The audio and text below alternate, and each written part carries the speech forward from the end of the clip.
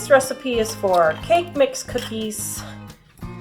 3 ingredients: eggs and oil and cake mix. Put your eggs and your oil in your bowl and mix them up. Then you're going to take your box of cake mix,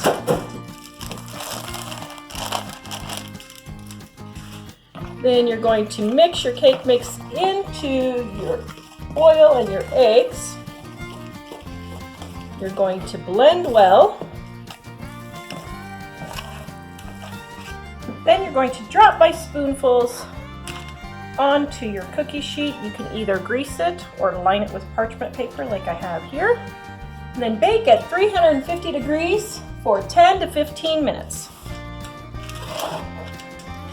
After 10 to 15 minutes, you have delicious cake mix cookies.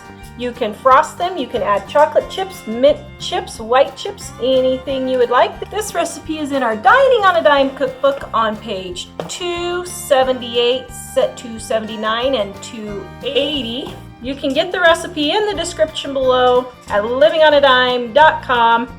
Come and get it! Oh, goodness. Are they hot? They fall apart. They're hot. Hold on. They squish. It's because they need to cool.